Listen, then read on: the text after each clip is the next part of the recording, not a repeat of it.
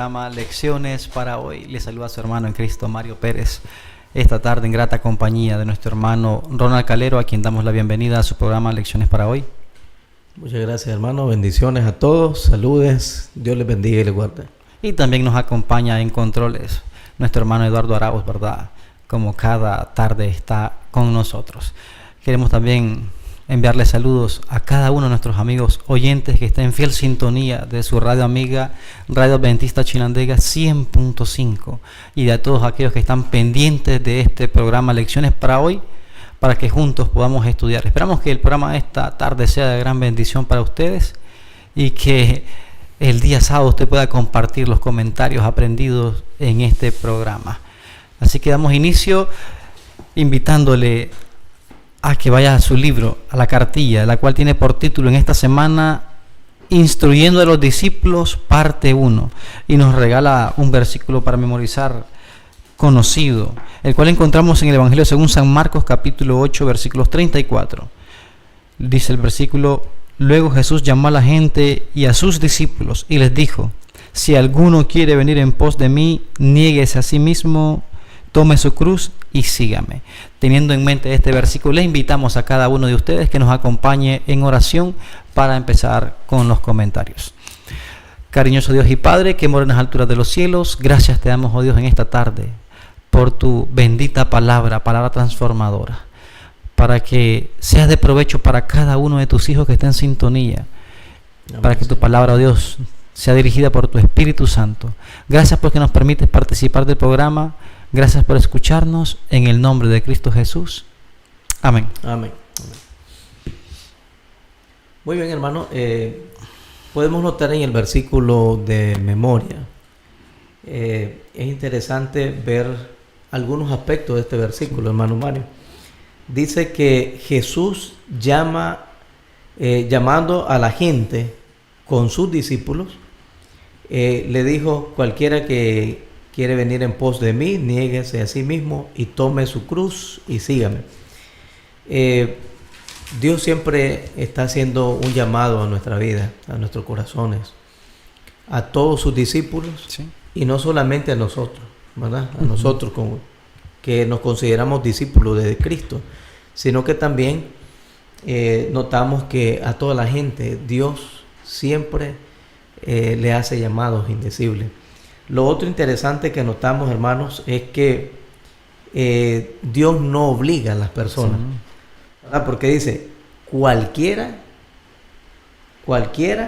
que quisiere venir, ¿verdad? No es que vengan y a la fuerza, ¿verdad? Dios no hace un llamado a la fuerza, sino que Él dice: cualquiera que quiera venir en pos de mí. Entonces, el que tiene el deseo de ir donde Jesús, tenemos que hacer algunas cosas. Número 1, ir primeramente a Cristo, ¿verdad? Sí. Y lo siguiente dice: niéguese a sí mismo. Ahora, aquí esta parte es bastante difícil, porque cualquier persona puede ir en pos de Cristo, puede buscar a Cristo, sí, pero dentro de la iglesia tenemos personas que están en la iglesia, pero no se han negado a sí mismos, ¿verdad? No han quitado de su vida, de su corazón, de sus pensamientos, no han quitado aquello que puede estorbar la obra del Señor. Amén. ¿Verdad? Entonces es interesante notar esos aspectos en este versículo. Muy bien, posteriormente vamos a profundizar un poco más acerca de este asunto que nos acaba de explicar nuestro hermano Ronald Calero, ¿verdad? Y hablando un poco acerca de estos escritos de Marcos, como podemos observar, en la primera mitad de Marcos, él dirige la atención hacia quién es el Mesías, sus poderosos milagros y sus enseñanzas que apuntan a la misma dirección. Pero en la parte final de Marcos, es decir, en la parte del capítulo 8 hasta el final, y de Marcos 10, Jesús se enfoca en instruir a sus discípulos acerca de es decir, hay un llamamiento. Primera parte de los escritos, el escritor se enfoca en el Mesías, en quién es Él, la hora que Él hace sus milagros, pero en la otra parte lo que nos mencionaba nuestro hermano Ronald, el llamamiento a los discípulos, a la gente, y la invitación a que si alguno quiere ir en pos de él, que se niegue a sí mismo, tome su cruz. Es correcto. Entonces vamos a profundizar en estos dos aspectos, y por eso vamos a hablar un poco de la parte inicial de Marcos, que es los milagros, y ahora viendo claramente nos da este enfoque. Así es. Realmente aquí, bueno, sería bueno leer un poco acerca del texto. Está en Marcos capítulo 8, versículo 22 al 30. Dice, y vino a Betsaida y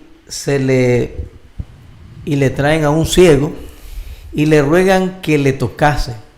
Entonces, tomando la mano del ciego, le sacó fuera de la aldea y poniéndole saliva en sus ojos y poniéndole las manos encima, le preguntó si veía algo. Ven qué interesante este texto. Y él mirándolo dijo, veo a los hombres que andan como árboles. Luego le puso otra vez las manos sobre sus ojos y le hizo que mirase, y fue restablecido y vio de lejos y claramente a todos. Y enviándole a su casa diciendo, no entres en la aldea, no diga a nadie en la aldea. Bien, aquí podemos notar dos cosas, ¿verdad? Quiero resaltar por acá. La primera es que aparentemente vemos a Jesús que necesita realizar dos toques, ¿verdad? Necesita tocar o hacer dos cosas con la persona que está enferma. Ahora, lo interesante es que Jesús en los demás evangelios también vemos que Él sana a otros ciegos, pero lo hace de una forma inmediata.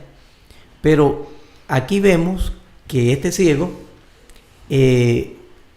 lo hizo pasar por un proceso prácticamente, ¿verdad? Sí. Lo hizo pasar por un proceso para que él pudiese recobrar la vista. Y lo otro interesante es que le da una orden. No digas a nadie lo que ha sucedido.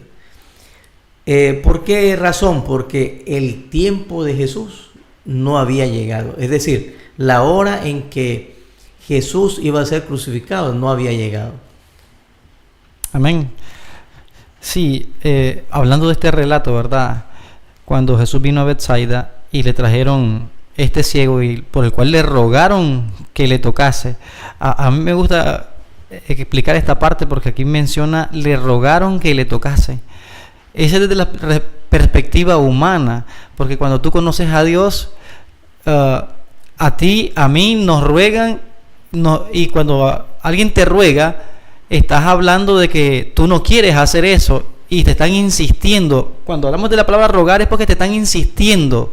Pero cuando vemos acá que dicen le rogaron a Jesús, el escritor está dando este mensaje desde la perspectiva humana. Porque cuando tú conoces a Dios te das cuenta que Jesús sí quiere. No hubo una persona a la que Jesús no quisiera hacerle bien. No hubo una persona a la que Jesús le dijera, no quiero hacer el milagro, no quiero hacer algo por ti. Más bien siempre decía, si quieres todo es posible, si crees todo es posible. Cuando el otro le dijo, maestro, haz algo por mí, quiero ser sano. Entonces, aquí quiero explicar esta parte porque a veces miramos las cosas desde la perspectiva humana, pero desde la perspectiva divina, Dios siempre quiere y no es necesario rogarle como le ruegas a los hombres. Es interesante notar, hermanos, que Dios siempre está dispuesto Muy bien. a escucharte, a sanarte, a transformar tu vida. Pero si nosotros abrimos nuestro corazón a Él. Muy bien. Eso es interesante resaltar ahorita. Porque si yo lo hago, yo clamo por necesidad, Dios se va a dar cuenta. Si yo le sirvo por interés, Dios se va a dar cuenta. Entonces, pero si yo abro mi corazón y le digo, Señor, yo quiero servirte, entrego mi vida a ti. Y como dice el texto que leímos, me niego a mí mismo. Uh-huh. Ahora, negarse a sí mismo, hermanos, involucra muchos aspectos. Hay muchas cosas que dejar, por decirlo así, la moda, malas palabras, forma de vida, hacer una transformación en la vestimenta, entre otras, ¿verdad? Pero notamos, hermanos, también que Jesús quiere hacer un milagro en nuestras vidas. Amén. Pero eso va a depender de nosotros y cuánta fe yo ejerzo en eso y cómo lo hago también, cómo me acerco a Jesús. Si es por interés o si es de corazón, si abro mi corazón y le digo, Señor, aquí estoy, cámbiame, yo soy tu siervo, ¿verdad? Entonces, lo otro interesante que notamos es que al parecer algunas personas, según el texto acá, algunas personas pueden decir que Jesús no tenía mucho poder para sanar. Me gustaría que abordáramos acerca de eso, ¿verdad? Pero no es así, porque cada persona tiene que pasar por un proceso, hermano Mario. Amén. ¿Verdad? Sí, de hecho hay algo importante que el hermano Ronald nos mencionaba, y es la palabra fe. Es decir, si alguien no tenía fe en Jesús, Jesús no podía hacer nada por ello. Por eso si Jesús les decía, si cree, todo es posible. Todo es posible. Porque sabemos que Jesús es Dios y para Él pues no hay nada imposible. De hecho, en su ministerio pudimos ver milagros que pudieron ser sencillos para unos, hasta despertar muertos, levantar personas e incluso resucitar cuerpos putrefactos a nueva vida. Entonces, sí, es posible que las personas tuvieran esa duda del cuánto poder tenía Jesús en realidad, pero esa duda surge cuando no tienes fe en Jesús, porque cuando conoces al Mesías, cuando le has seguido, cuando has escuchado de Él, no hay lugar a duda, porque venían de todas partes al escuchar que había alguien poderoso que podía hacer algo por las personas, y no importaba cuál fuera su necesidad, su mal. Al escuchar que había alguien, venían de todas partes a Él para ser sanados. Amén, hermano. Entonces, lo otro, hermano, es que vemos algo interesante en esta última parte de la orden que Jesús le da. Muy bien. A esta persona que se siente agradecida por el acto que Jesús hizo. Sí. Es decir, de no ver, él ahora comienza a ver, él se goza, ¿verdad? Me imagino que se pone contento y él quiere encontrarse con esa persona. Sí. Quiere ver a Jesús, quiere ver a su Salvador, quiere ver a su sanador. Pero Jesús le dice, no lo hagas. Sin embargo, en otra parte de los evangelios, este mismo pasaje dice de que él comienza a decir que hubo un ser que le sanó. Ahora, Jesús le dice eso porque él no quería llamar la atención, porque el término Mesías daba a entender en aquel entonces, ¿verdad?, bajo el Imperio Romano, muy bien, que era un golpe de estado, por decirlo así, ¿verdad?, que el Mesías iba a venir, iba a derrocar al gobierno que estuviera en ese entonces.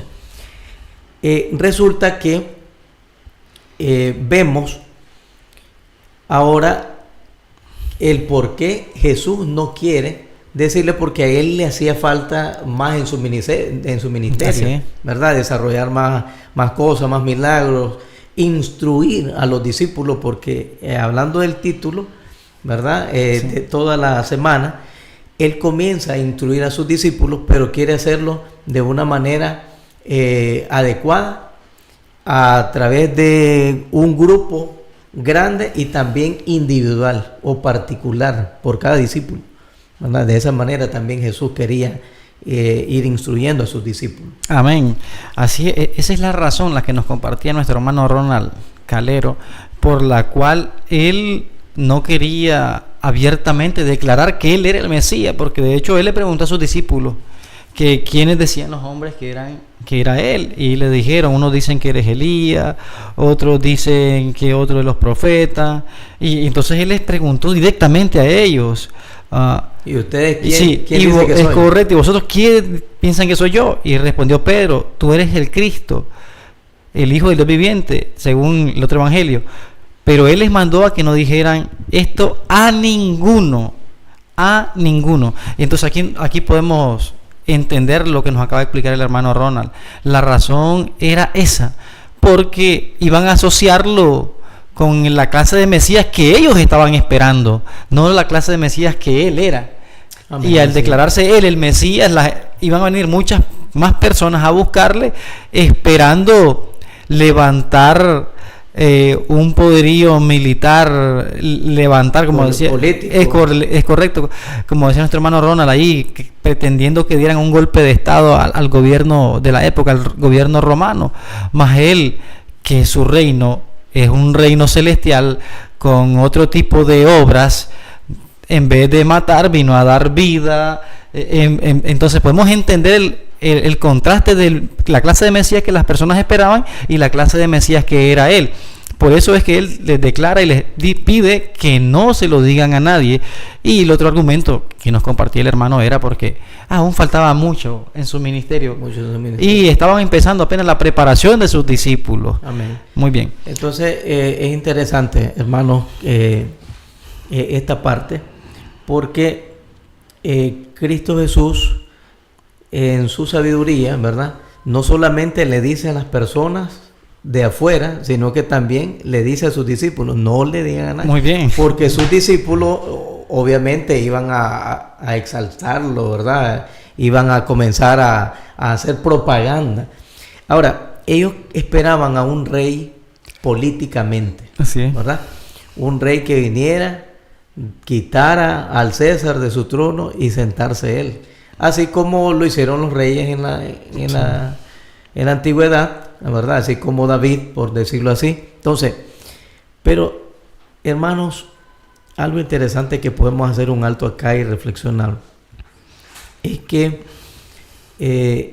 Jesús no necesita o no quiere nada de que tenga que ver con este mundo, con este reino, porque el reino de Él no es este mundo, no es esta tierra. El reino de Él es mucho mejor. Ahí no va a haber llanto, no va a haber sufrimiento, no va a haber dolor. Entonces, eso es lo que Cristo quiere mostrarnos a nosotros. Sin embargo, hermanos, nosotros a veces nos hundimos en las actividades de este mundo y eso nos va ahogando. Día a día nos va ahogando y no hallamos salida en ocasiones. Amén. Muy bien. Después de que Jesús llama a sus discípulos y les dice, vengan en pos de mí, que yo los voy a hacer pescadores de hombres, y comenzó a enseñarles, según el Evangelio según San Marcos, en el capítulo 8, versículos del 31 al 38, y comenzó a enseñarles que le era necesario al Hijo del Hombre padecer mucho y ser desechado por los ancianos, por los principales sacerdotes y por los escribas, y ser muerto y resucitar después de 3 días. Esto les decía claramente. Entonces Pedro le tomó aparte y comenzó a reconvenirle, pero él, volviéndose y mirando a los discípulos, reprendió a Pedro diciéndole, quítate de delante de mí, Satanás. Aquí podemos ver, apreciados amigos oyentes, de que Jesús, número 1, fue claro cuando los llamó para un ministerio especial. Vengan que yo los voy a hacer pescadores de hombres. Desde el principio les habla que la misión es evangelizar.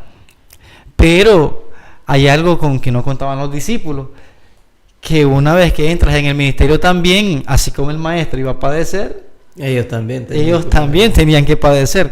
Y entonces aquí entra el costo del discipulado. El costo del discipulado. Interesante, hermanos, notar que Jesús comienza a preparar, a capacitar, a discipular a sus miembros, ¿verdad? En este caso. Y les dice o les confiesa, ¿verdad?, que Él va a padecer, que Él va a morir, que Él va a ser crucificado. Y me llama la atención el versículo 34 del capítulo 8, que ellos callaron. Es decir, se sorprendieron porque ellos esperaban, hermano, un rey que viene con todo, ¿verdad? Y viene a posesionarse este mundo y va a hacer un cambio político acá. Sin embargo, hermanos, cuando él les manifiesta eso, ellos aparentemente se sienten desanimados. Pero Pedro, es interesante notar que los endemoniados, vimos en lecciones anteriores, que los endemoniados venían y gritaban que él era el Mesías. Ahora, la palabra Mesías era fuerte, ya hablamos acerca de eso, ¿verdad? Era un rey político que ellos esperaban. Y aquí vemos a Pedro, que no está endemoniado, decir: Señor, tú eres el Mesías. Pero luego, Pedro, al escuchar que su Mesías, que su Salvador, iba a padecer, iba a morir en la cruz, entonces Pedro vino y cambió la forma de dirigirse a él, me imagino que le había dicho: Señor, no puedes decir eso, si nosotros vamos a prepararnos, vamos a reunir armas, vamos a reunir personas para ponerte en el trono. Y Jesús tuvo que decirle: apártate de mí, Satanás. Es interesante. Claro, según las palabras inspiradas en el deseado de toda la gente, en la página 384, nos habla de esto.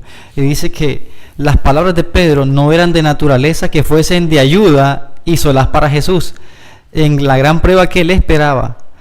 No estaban en armonía con el misericordioso propósito de Dios hacia un mundo perdido, ni con la lección de abnegación que Jesús había venido a enseñar por medio de su propio ejemplo. Por eso es que Jesús le dice: apártate de mí, Satanás, porque número uno, mejor dicho, iban en contra del propósito por el cual Jesús había venido. Sí. Y de paso, pues, Jesús había venido a enseñar por medio de su propio ejemplo, lo que es la abnegación, el amor hacia los demás. Amén, así es. Ahora, enfocándonos un poco en el costo del discipulado, realmente, hermanos, hay un costo que debemos pagar nosotros. Amén. Y no es cierto que nosotros no vamos a sufrir ni vamos a padecer sufrimiento. Dice la Sagrada Escritura, hermanos, que el Señor no es que nos va a quitar el sufrimiento, sino que en medio de los problemas, en medio de las dificultades, Él se va a manifestar. Ejemplo de ellos tenemos a los jóvenes hebreos que fueron echados al horno de fuego. Dios no impidió que ellos entraran al horno, pero en medio del fuego Dios anduvo con ellos, caminó con ellos. Y en medio de las dificultades y problemas y de las dudas que los discípulos, que usted como discípulo, que nosotros como discípulos tengamos, siempre va a haber un costo. Pero eso es para nuestro crecimiento. Si los discípulos no hubiesen pasado por ese proceso, ellos no hubiesen crecido espiritualmente. Amén. Eso es interesante. Entonces, necesitamos pasar por algunos problemas y dificultades para que nosotros siempre estemos exaltando y glorificando el nombre de nuestro Dios. Amén, amén, así es. Hermano Ronald nos planteaba algo interesante. De hecho, en el versículo 38 del capítulo 8, el mismo Señor nos dice: porque el que se avergonzare de mí y de mis palabras en esta generación adúltera y pecadora, el Hijo del hombre se avergonzará también de él cuando venga en la gloria de su Padre con sus santos ángeles. De hecho, Jesús los invita a un ministerio en el que hay que padecer, pero también le explica de qué trata este ministerio, porque no todo es bonito, nos decía el hermano Ronald, pero a la misma vez Jesús explica que todo aquel que quiera salvar su vida la perderá. ¿Y cómo es eso? Dice la gente. ¿Cómo es eso? Que para salvar mi vida tengo que perderla. Y luego dice: porque ¿qué aprovechará el hombre si ganare todo el mundo y perdiere su alma? ¿O qué recompensa dará el hombre por su alma? Y ahí es donde menciona esto, que el que quiera Jesús les dice: el que quiera venir en pos de mí, niéguese a sí mismo, tome su cruz y sígame. Son palabras que se escuchan fuertes, hermano Ronald, pero es que el maestro es claro cuando te llama, te dice cómo son las cosas, y también nos dice: no vas a hacerlo solo, yo voy a estar contigo, porque Jesús mismo dijo antes de irse: y aquí yo estoy con vosotros todos los días hasta el fin del mundo. Pero algo que tenemos que estar claro es que hay un costo. Personas te van a rechazar, los mismos de tu familia que no compartan tu fe te van a criticar, van a estar en contra, compañeros de trabajo, donde sea. Cuando tú decides ir en pos del maestro y te niegas a ti mismo, es decir, ahora vas a luchar contra aquello que antes te gustaba. Así es. Porque ahora con la palabra de Dios transformadora te va a mostrar que lo que estabas viviendo no está en armonía con el comportamiento de los discípulos de Cristo, no está en armonía con lo que Dios espera de ti, lo que Él quiere de ti. Entonces, cuando surge esa transformación en ti, que solamente es posible con el Espíritu Santo, por medio del estudio de la palabra, por medio de pasar más tiempo con Dios, entonces las personas van a empezar a notar que ahora eres diferente y va a caerle mal a muchas personas. Así es, hermano. Dios nos está haciendo un llamado especial en esta hora. Él quiere estar a nuestro lado, quiere consolarnos. Él desea ayudarnos. Pero necesitamos, hermanos, hacer un cambio, una transformación en nuestra vida. Gracias a Dios, hermanos, nosotros estamos en la lucha. Amén. ¿Verdad? Estamos tratando, al menos yo, hermano, trato de hacer lo mejor, ¿verdad? De ser mejor cristiano cada día. Amén. Y eso no lo digo porque tenemos este programa, sino porque me nace, tengo la necesidad de estar en comunión con el Señor, de servirle, y aparte de eso, ir mejorando, ir dejando algunas cosas cada día. Y es una lucha. No somos perfectos, porque la misma Biblia nos dice de que vamos a tener algunos problemas, pero al igual que los discípulos, ellos fueron superando esos problemas, esas dificultades.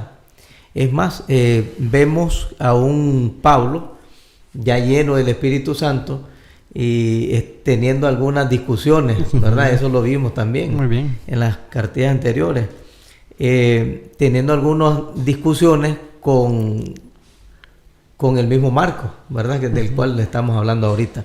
Así que, hermanos, Dios te está haciendo un llamado. El camino no es fácil. Dios nos está diciendo que es duro, es difícil, pero el que quiera venir en pos de mí tiene que pasar por esa situación. Amén. Así es. El ministerio al que Dios te llama es un ministerio en el que no te engaña, te llama y te explica de qué trata y todos los pros y los contras a los que te vas a enfrentar. Y es lo mismo que está haciendo con los discípulos. Le está diciendo: mire, yo voy a morir, yo voy a hacer esto. Es lo mismo. Amén. Así, entonces ahora vamos a hablar un poco acerca de la montaña y la multitud. Amén. El texto lo encontramos en el libro de San Marcos, el capítulo 9. Aquí en el libro de San Marcos vemos del 1 al 13, ¿verdad? Que, no vamos a leer todos los textos, pero notamos que algunos que están aquí, dice: no gustarán la muerte hasta que hayan visto el reino de Dios que viene con potencia, dice. Y 6 días después tomó Jesús a Pedro y a Jacobo y a Juan y los sacó aparte solos a un monte alto y fue transfigurado delante de ellos. Y sus vestidos, ¿verdad?, se volvieron resplandecientes, muy blancos como la nieve, tanto que ningún lavador en la tierra los puede hacer tan blancos. Y apareció Elías con Moisés, que hablaron con Jesús. Entonces respondió Pedro, dice a Jesús: Maestro, bien será que nos quedemos aquí y que hagamos 3 pabellones. Bueno, aquí en mi versión dice pabellones, ahí en otras versiones dice tiendas, ¿verdad? Tiendas, enramadas, dicen otras. Enramadas. Para ti, uno para Moisés, otro para Elías, porque no sabía lo que hablaba, que estaban espantados. Y vino una nube que le hizo sombra, y una voz de la nube que decía: este es mi hijo amado, a él oíd. Luego, como miraron, no vieron más a nadie consigo, sino solo a Jesús. Bien, notamos que en los primeros versículos dice que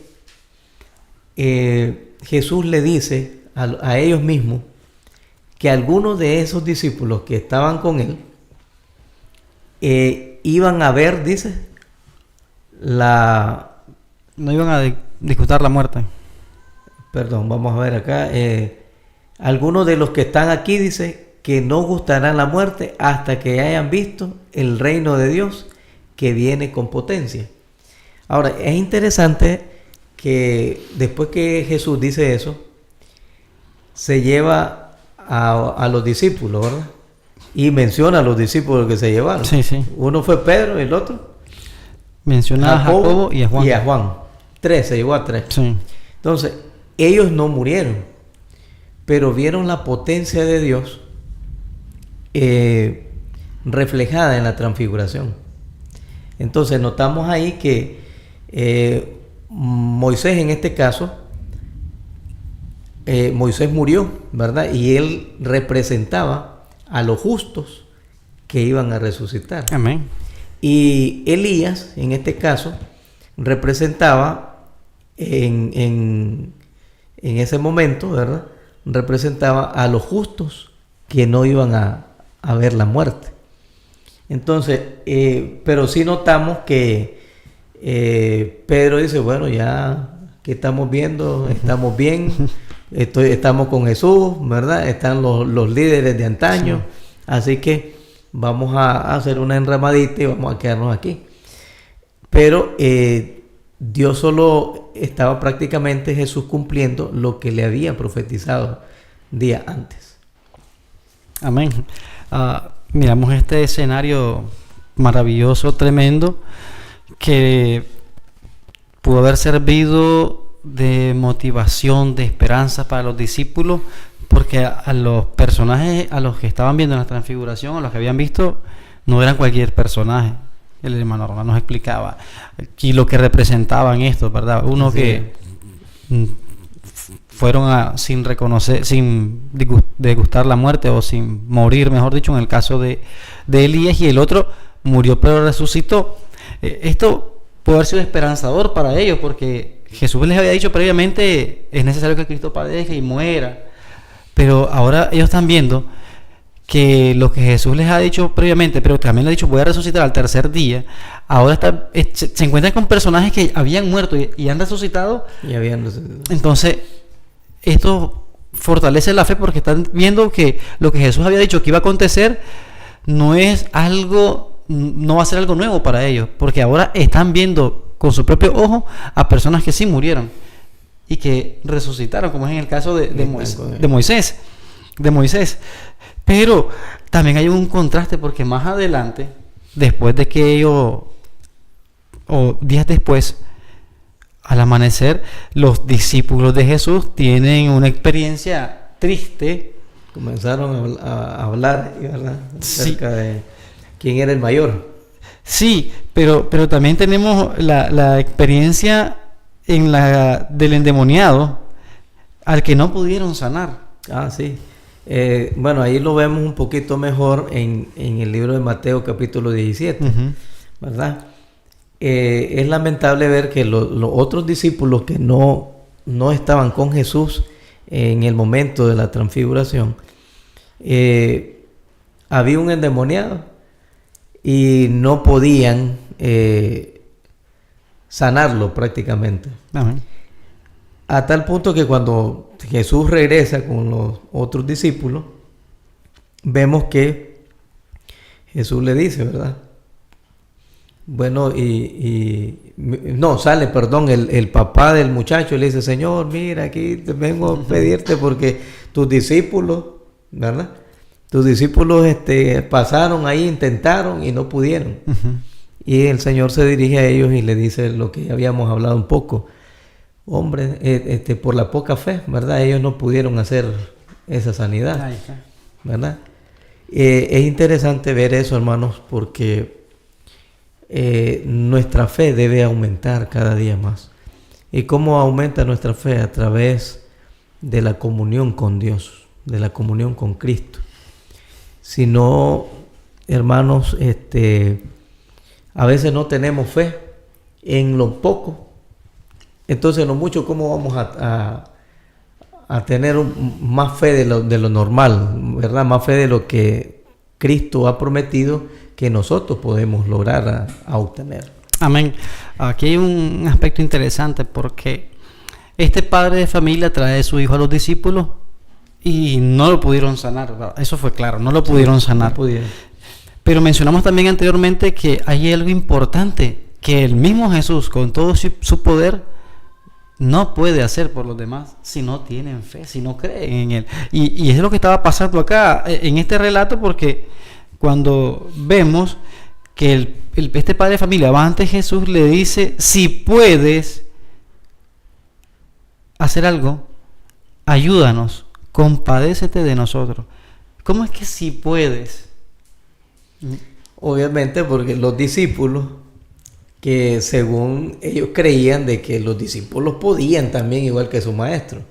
Pero aquí en esta parte es interesante notar que él viene y él ahora ve que el que no tiene fe es él. Ajá, es el correcto. Padre. Ahora, podemos notar lo siguiente. ¿Por qué no se sanaba el hijo? ¿Por qué no se sanaba el hijo? ¿Será porque por la fe que ellos no tenían, que él no tenía como padre? ¿O porque los discípulos no pudieron? Bueno, el libro de Mateo dice que también los discípulos fallaron, no tuvieron mucha fe. Pero ahora estamos viendo en el libro de Marcos que el padre tampoco tenía la fe, ¿verdad?, necesaria. Y es por eso que Jesús viene y lo reprende, ¿verdad? Así es. ¿Verdad? De hecho, él, después de las palabras de Jesús, le dice: creo. Y luego las palabras que siguen no nos dejan tan claro que sí creía. Porque dice: creo, ayuda mi incredulidad. Gloria a Dios. Entonces, y a veces nos pasa a nosotros. Claro, ¿no? Que sí. A veces nos pasa. Aún como hijos de Dios nos pasa esto, hermano, como nos compartía el hermano. Muy bien. Entonces ahora hablemos un poco de esto que usted nos mencionaba anteriormente.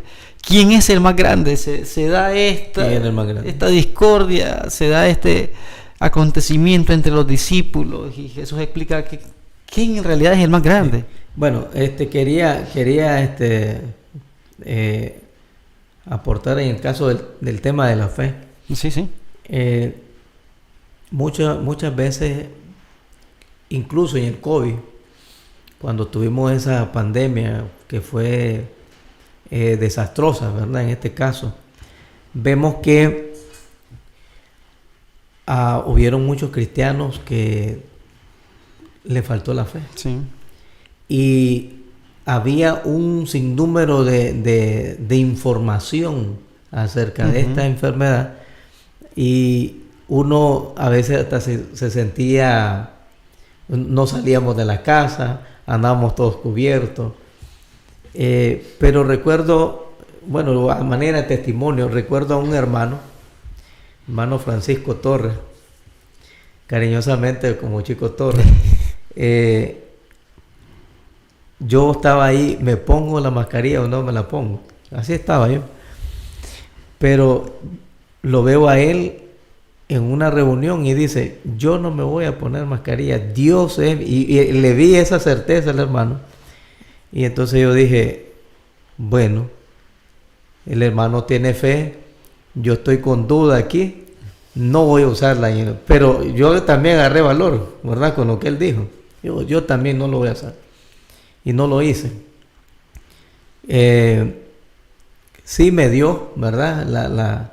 Pero me dio leve. ¿Verdad? Me tocó, pero me dio leve.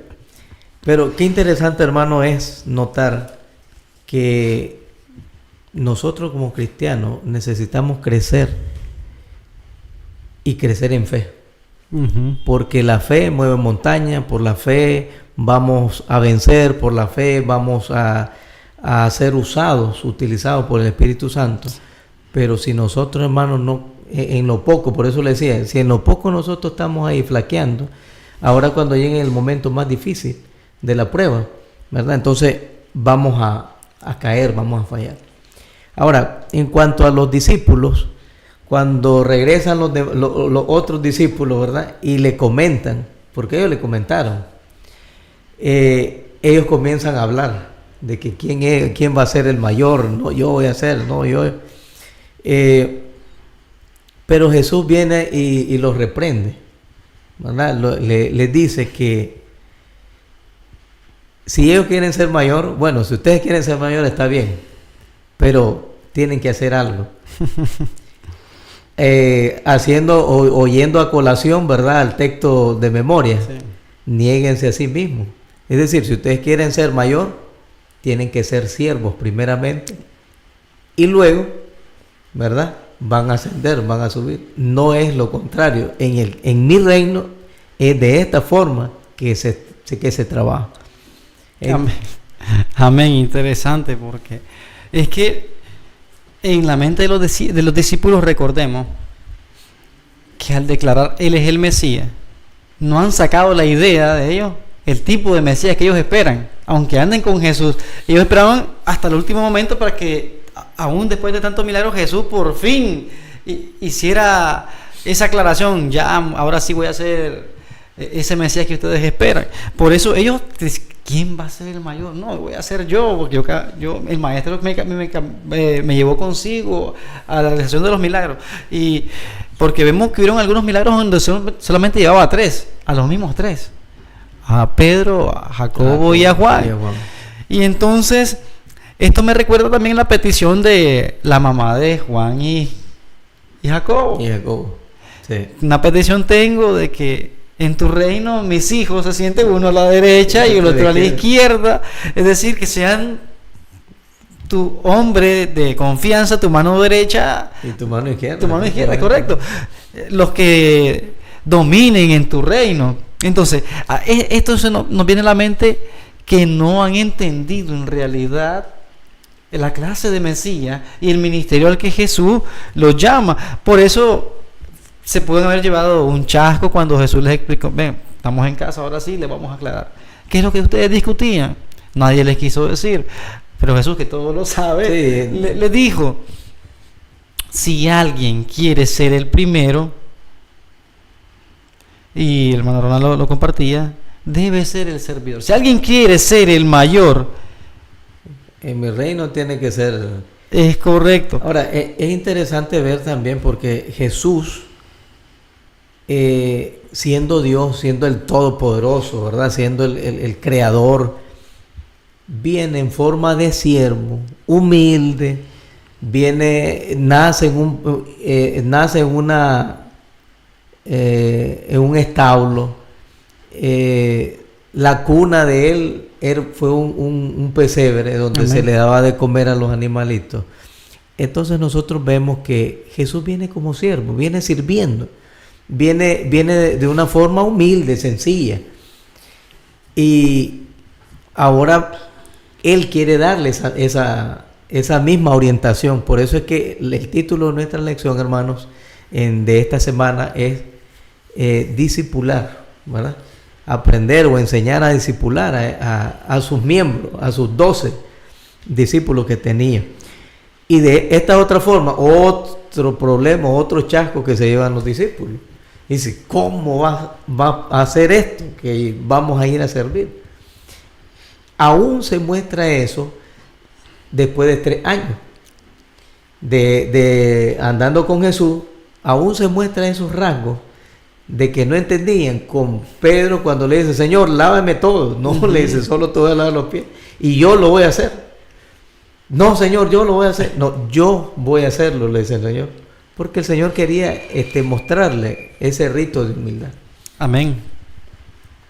Entonces aquí podemos ver, ¿verdad?, en este relato, de que ser el mayor no implica ser el que dirige, ser el que está al frente. No. Hay virtud en servir. También es don de Dios. Amén. Y claro, amén, Dios nos prepara, Dios nos capacita para diferentes ministerios, ¿verdad? Amén. Pero es importante no menospreciar los dones que Dios nos da. Es importante no menospreciar, porque somos diferentes todos.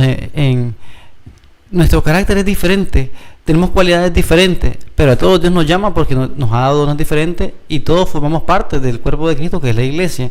Es importante no menospreciar, porque estos discípulos estaban en una discusión porque ellos querían ser el mayor, ellos querían ser el principal. Y qué gozo me da encontrar entre mis hermanos en diferentes iglesias personas muy serviciales, personas muy amables, muy cariñosas, y que no necesariamente son los líderes de la iglesia. Y me llena de gozo, como también hay líderes, por supuesto, ¿verdad? Muy amables, muy cariñosos, muy gentiles. Pero lo que quiero resaltar es esto, la virtud que hay en servir. Hay muchas personas a las que, lamentablemente, y hay que compartir esto, si el cargo no es de director, no aceptan. Así es. Eso, hermano, al menos yo he escuchado a algunos hermanos que dicen, yo me gozo sirviendo. Amén, sí. Ya, es un privilegio, dicen, para mí servir. Y si tú ves en tiempos posteriores, sí. Estos hermanos ocupan cargos de dirección, de liderazgo. De liderazgo, ¿verdad? Grande. Sí. Ahora,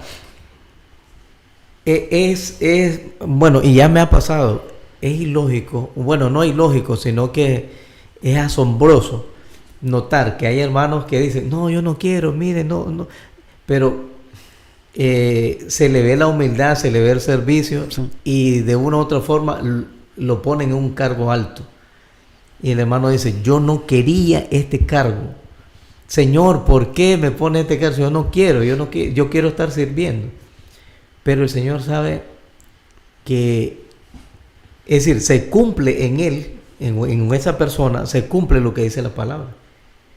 Para que vos seas mayor, tienes que ser servidor. Tienes que ser servidor. Y cuando te acostumbras, y es un privilegio para ti servir a otros, y te ponen un cargo, a veces las personas no se adaptan al inicio, ¿verdad? Pero por lo general a ellos siempre les gusta servir, ¿verdad? Y ese es un gozo para ellos. A mí en lo particular me gusta ayudar, me gusta colaborar, y a veces me meto a problemas porque me comprometo con uno, con otro y con otro, y cuando digo, oh, ¿y ahora cómo hago? ¿Verdad? Pero, hermanos, eso es lo lindo que Dios quiere enseñarte a ti en esta hora, ¿verdad? Enseñarte que al servir podemos encontrar gozo, podemos encontrar aquel privilegio, aquella sensación bonita que te dice, hombre, ayudaste a alguien y vamos a seguir hacia adelante. Amén. Muy bien, entonces vamos a finalizar comentando brevemente acerca de la lección que nos habla de la persona sana en el infierno. En el infierno. Bueno, solo voy a brevemente comentarla por el tiempo, sí. Ya se nos llegó el tiempo. El Señor dice que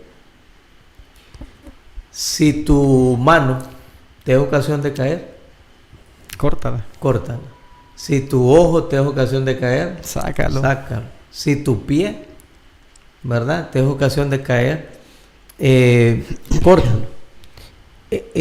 Nosotros vemos aquí, no es que literalmente nosotros vamos a cortarnos, a sacarnos los ojos, ¿verdad?, o a cortarnos las manos y los pies.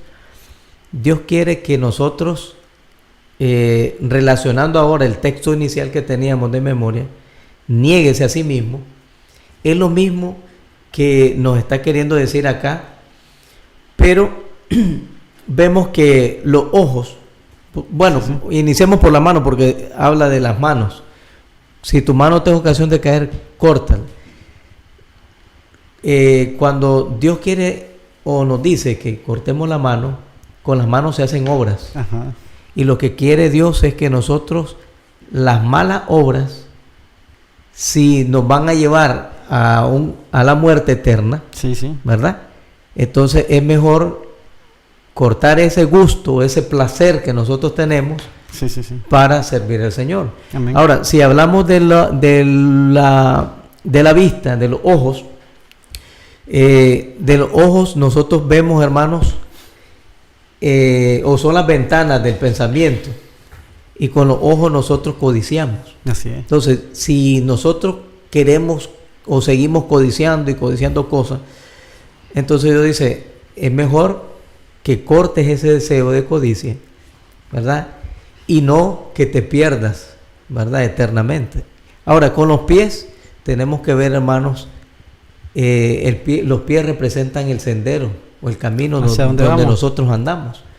Entonces, si vamos a lugares inadecuados, ¿verdad? Si vamos y visitamos lugares que no son correctos, o nos alejamos fuera de la iglesia, entonces el Señor dice que cortemos ese tipo de lugares que visitamos o lugares donde andamos, y que nos entreguemos plenamente a su servicio. Amén. Sí, antes de invitarlos a orar, tenemos que aclarar, ¿verdad?, de que aquí Jesús no está hablando a favor de la mutilación. Así es, no está hablando no está a favor de la mutilación, y tampoco está hablando del infierno como muchas personas creen, sino que aquí está usando una figura literaria conocida como hipérbole o exageración para establecer su punto. ¿Y cuál es? Que la pérdida de una mano y un pie o un ojo es algo terrible, pero cuánto más desastroso debería ser para un cristiano el hecho de pecar. Así que es importante tener en mente esto. Bueno, nos despedimos, el tiempo apremia, se nos ha llegado el final. Agradecemos a Dios por habernos permitido este espacio en este día, agradecemos a cada uno de ustedes por su sintonía y esperamos que haya sido de bendición este programa. Nos despedimos en oración, hermano Ronald. Sí. Oremos, hermanos. Amado Dios, esta hora te agradecemos por ser tan lindo y maravilloso con cada uno de nosotros, con cada uno de tus hijos. Gracias, oh Dios, te damos en esta hora también por discipularnos en este momento a través de la cartilla de escuela sabática. Que tu santa presencia, oh Dios, nos acompañe, que tú puedas escuchar y contestar las oraciones de todos tus hijos, de tus siervos que claman a diario, oh Dios, e interceden por otras personas.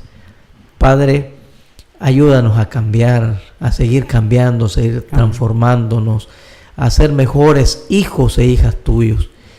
Oh Dios, gracias por escucharnos una vez más. Gracias por atender a nuestra petición en esta hora. En tus manos de amor nos depositamos y en nombre de Cristo Jesús lo pedimos. Amén. Amén.